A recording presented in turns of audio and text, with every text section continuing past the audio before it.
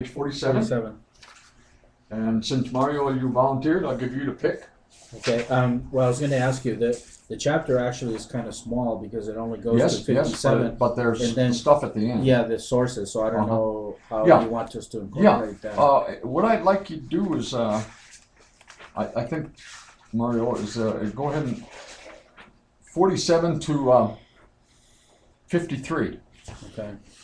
That gets you into the arrival of the smallpox in the Americas. Okay. I will jump in on quite a bit there because I worked with material about that with Aztecs. Okay. Then, who's next? Okay.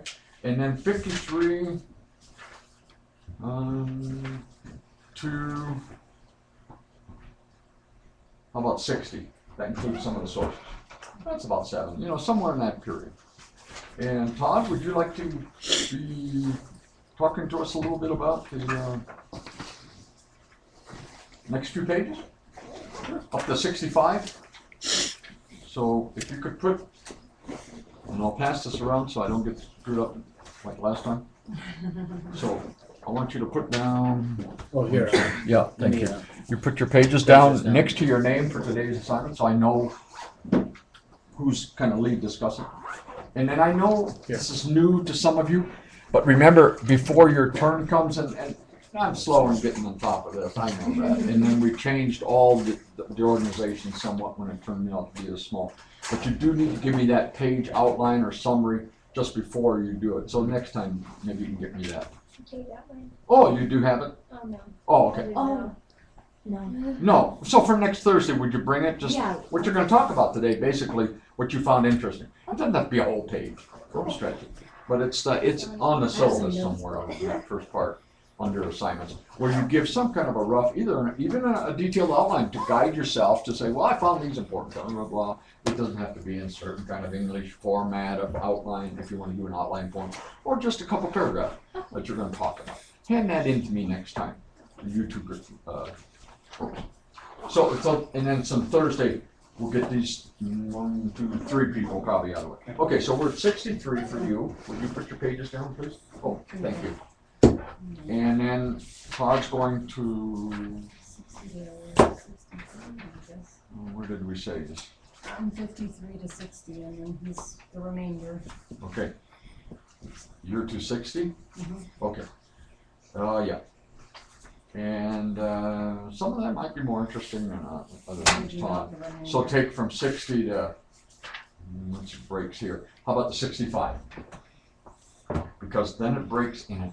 Very interesting, I think, in terms of what I put up the board here and we're talking about. You're going to learn some history, anthropology, and a few things actually about different religions governing colonial expansion policies. So yeah, would you take 65, because this goes up to the north now, as smallpox spread up there, and you have a whole different colonial power with a different mindset about Indian disease to some extent. So would you finish that up? Just go to, just stop at 70 somewhere, but that's enough. I'm going to leave those last 2 pages off, but look through that, okay? And if you'll write that on here, everyone that's presenting, that's the smallpox group for Thursday. Okay, so we got Joe left for next time, or we'll sign something on Thursday for you. Yeah. Let's look quickly, if you have your syllabus, otherwise don't worry about it. So if you have your syllabus, or if anyone needs another copy, I have it here, if you misplaced it or don't have it with you today. Okay. The tentative syllabus, I'm glad I called it tentative. Okay, chasing disease. So today, we're starting where we should have been Thursday. That is to say, we're going to be talking about Yersinia pestis. Two fine people across from me will be leading some discussion, but we'll have quite a bit on it. And I've got more. I'll have to learn to shut up because, I think in my regular 2 credit cards probably gave that at least 2 previous lectures alone. See, then Thursday we'll go with smallpox and considering the European colonial policy and in terms of its expansion. And of course, this goes for the rest of the world, but you know, we have to narrow things down. So that'll be Thursday, and then we'll get started with some, no, smallpox will take Thursday. So what happens is that we're kind of moving down just a week. Week 4, next week, will be influenza readings, which we'll assign. Probably only Joe's left, and I will talk about it more and get ourselves together on that for the following Tuesday. So basically, we're going to cut a week off of the bones and skeleton and teeth, because I really don't need to talk that much at length about some of these things. And I tend to always overemphasize that because that's what I've excavated, some skeletons and data, it goes too much. So that's okay.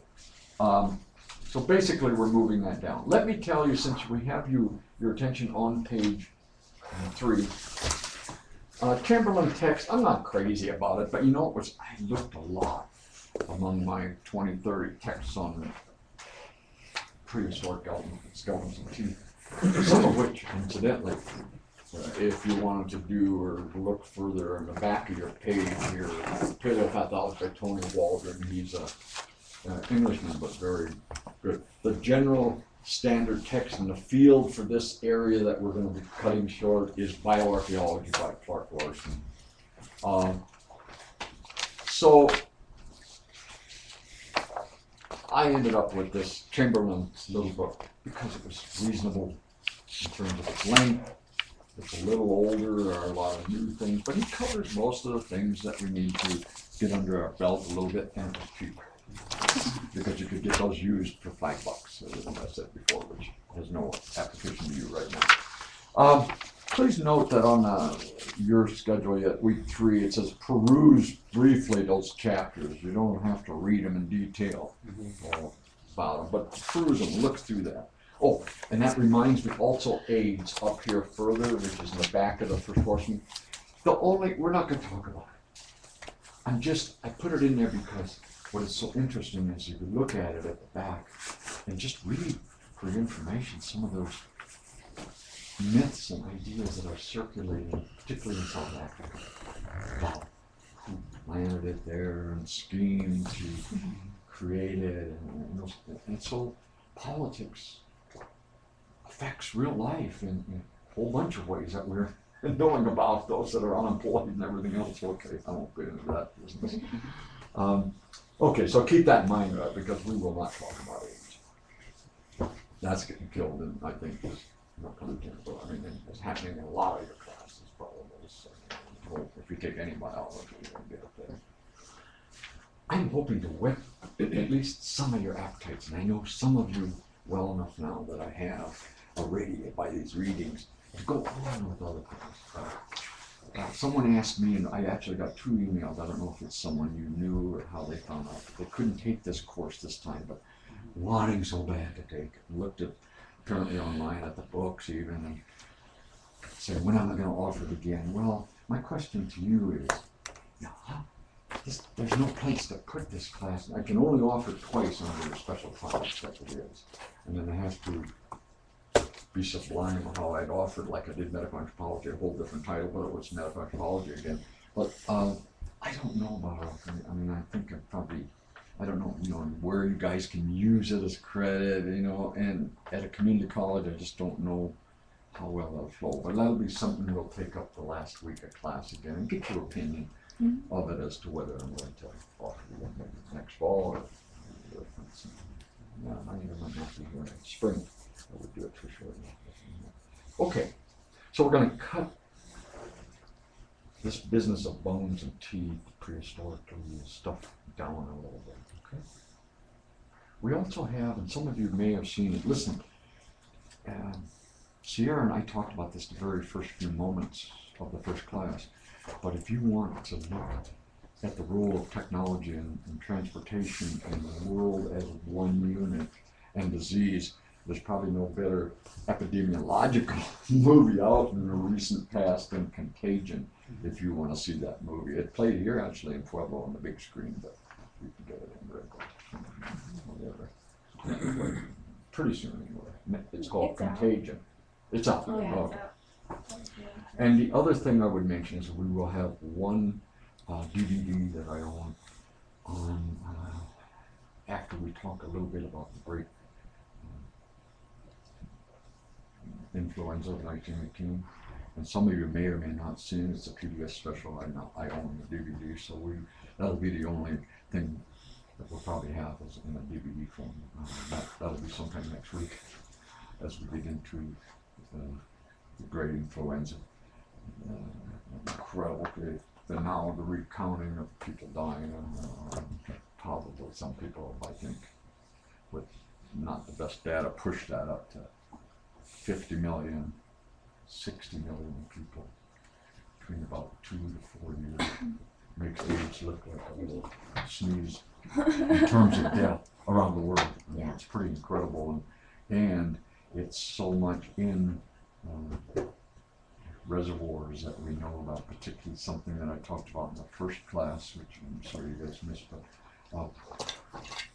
in Indonesia and Asia, where there are so many people, of course, first of all, but also the way they have maximized their food production. And we talked about how very common when I was in Indonesia, I would go to the market and see these wet markets, called wet markets, with all these different animals, civets and everything else congregated together. And it's a veritable zoo, a pot of stew waiting to explode, an exchange of genetic materials that are incredible.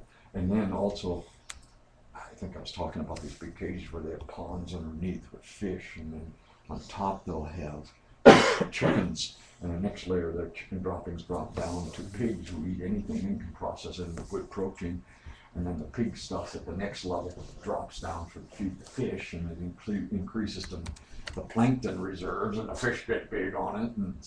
But boy, that's where an awful lot of these flus, as we know, influenza viruses, which can take many incredible turns. So look through the handout today, the packet, because those models are something that will carry us all the way through this course. The one is much more, it's much more detailed than the first one, and we talked about those ones. And you're welcome.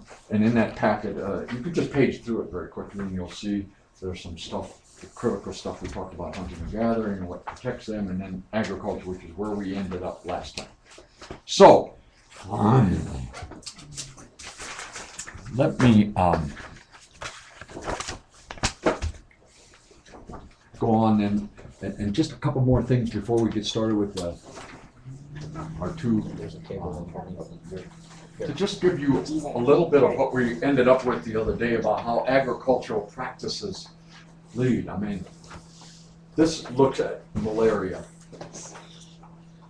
and the spread of a sickle cell anemia, as some of you know, it's not important in this course, but is an adaptation, a biological genetic adaptation to high frequency of malaria. There are at least 3 different types of red blood cell variations. Sickle cell is the most common and best studied. But what happens here is what I want you to focus on is the agricultural practices. We talked about clearing land. What happens when you get standing water and you get standing people?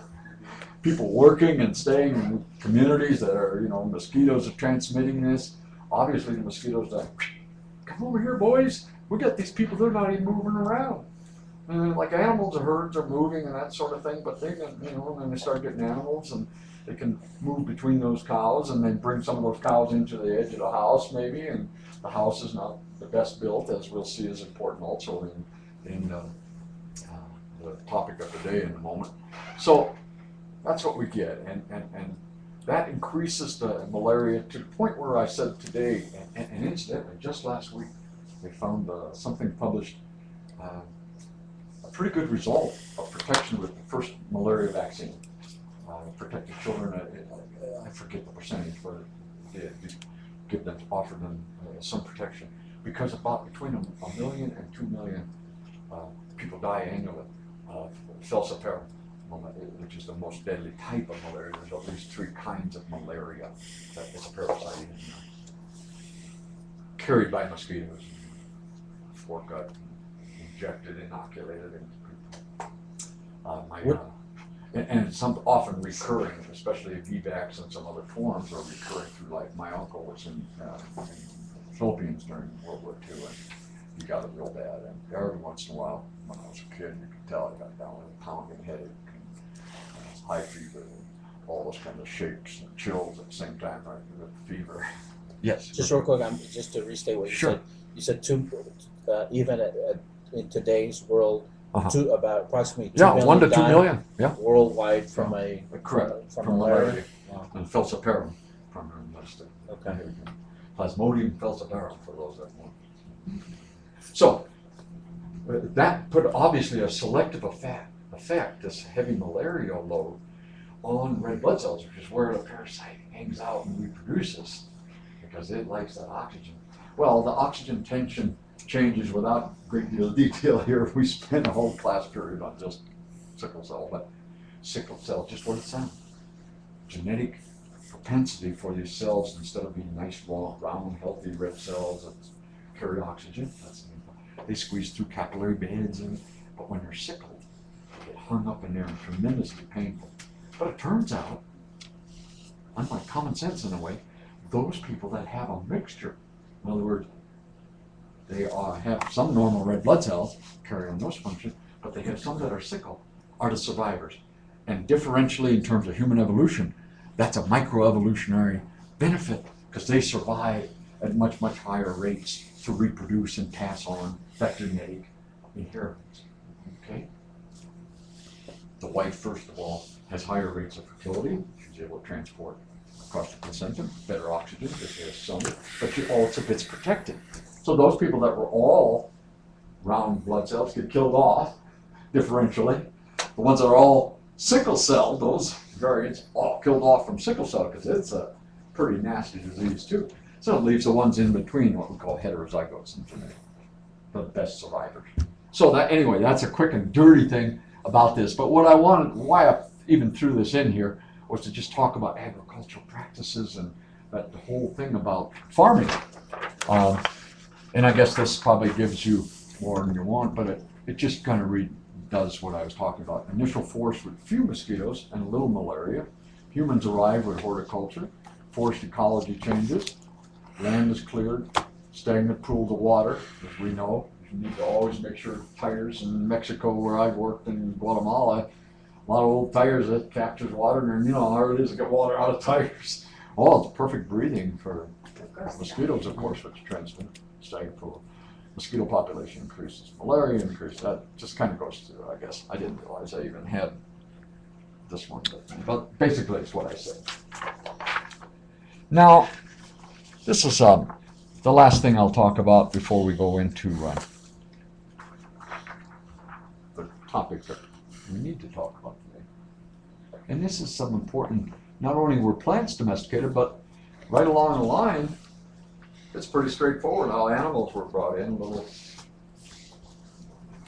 immature in the beginning, adopted to humans, brought home by folks, probably hunters. Dogs were one of the oldest things that have been domesticated. We have now pretty good evidence from different kind of gene studies and detail the whole genome of some wolves and dogs. Oh, of course, they're related to wolves, but probably one of the oldest things domesticated. That's the pathogen, the zoonotic source. If you really are interested in this, I'll just make a copy for you, so you don't have to copy everything, and I'll just make a Xerox.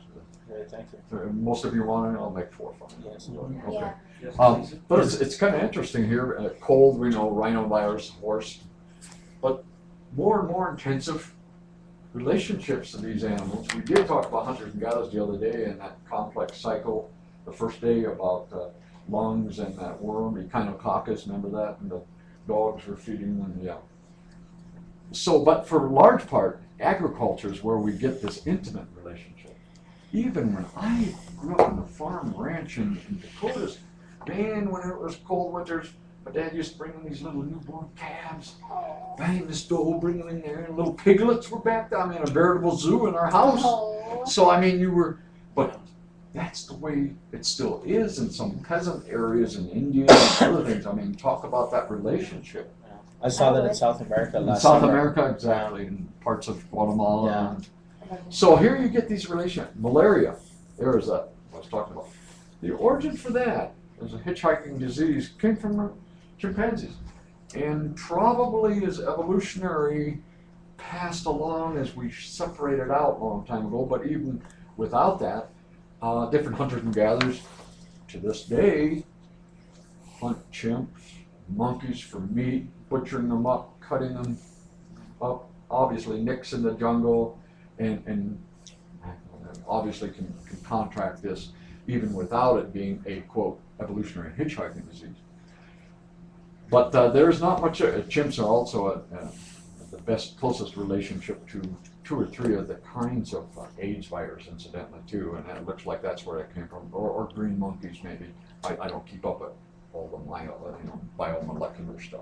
So then you get TB, Mycobacterium tuberculosis. We'll talk about that on the skeletal data. We're not reading about it historically. Although, just to note, well, when we talk about it in skeleton teeth, we'll talk about it. Cattle is one of the main things, and closeness to it. But bison, in Wyoming, there's a sink there. There's a place in Wyoming, I forget how far out of Casper, that has been a veritable place for zoology and studies. A lot of animals are just dropped into this cavern. And we get bison here that's been identified before current era, 17,000, in other words, 19,000 years ago, that has tuberculosis bovine. Goats, though, seems to be the very recent molecular evidence I've seen that has the closest relationship of their form of bacterium to ours. It really turns out that it wasn't from bovine to us, but something in between, because in some cases, I don't want to give it, well, you're not being tested. It looks like we gave it to other animals. In other words, the closest thing is that it's closer related to Mycobacterium tuberculosis than it is to Mycobacterium bovine. They have their own kind now, but it looks like it was probably, and we just don't know that the biochemical that well yet, that something in between or something that gave it to both of us in there roughly around the same time. That's more detail we want to know. But what you generally get here is our close relationship, always, every day in, day out, working in close association, depending on them, loving them, etc. Smallpox, the pox virus is the pathogen. Cattle, water buffalo. There's stuff out of water buffalo in Asia, again, that's looks like a smallpox form.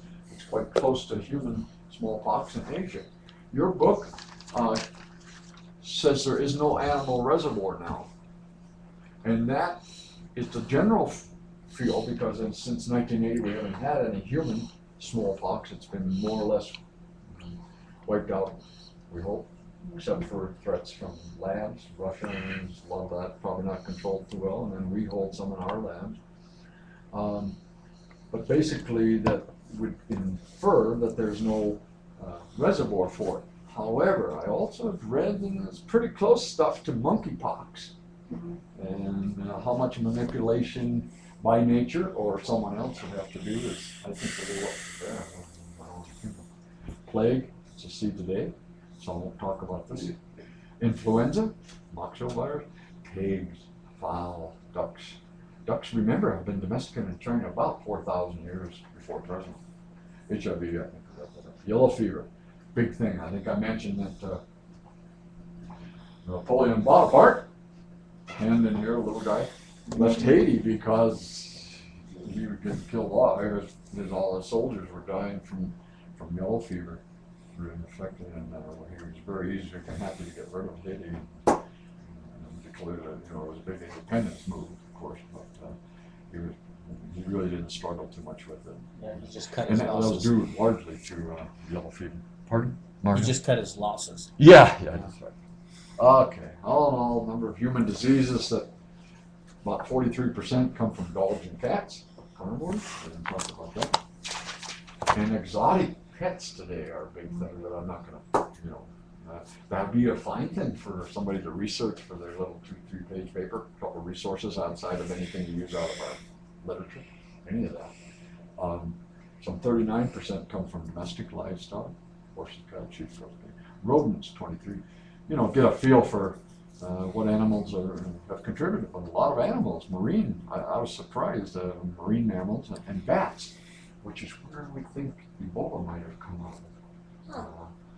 The bat caves in Zaire and some of these other places, and then it kind of just went back on the ground. But as more and more of that jungle, as we talked about simplifying the environment, population, food, start cutting all that down, getting into places that in the beginning they got new hosts and you know they do their thing. They're trying to pass on their genes. And oh, this is another opportunity. So, I'm sorry. You have I was curious about what you were talking about, the sinkhole in Wyoming. What exactly is it?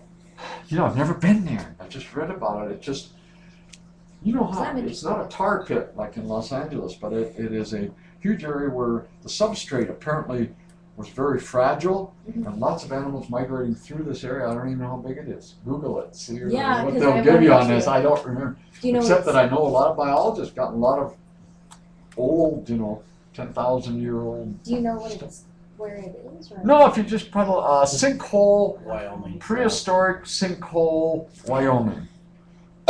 You'll probably get something. Let us know. Okay. I will. All right. Thank you. By the way, those percentages for a of the second? human disease, they I'll add make up- a copy for you. yeah, they add up to more than 100. So I'm sorry? the percentages of the Yeah. diseases add up to more than 100. Oh, okay. I took was that gonna from say a book that. that you might. Okay. I'll try to remember the title next time because it's a fun read. It's fairly fun reading. I mean, not too tricky. Okay. When we were talking the other day, incidentally, about hunters and gatherers, it made me think about a friend that worked with some of the Aborigines, and she knew about this experiment that was going on. Question. Where What do you say? a couple of bioarchaeologists, anthropologists, wanted to see about the importance of hunting, gathering, that way of life on modern health. And she took, I forget how many, 20, 30, and divided them into two bands, back to the bush to live like their ancestors, or live like they did 50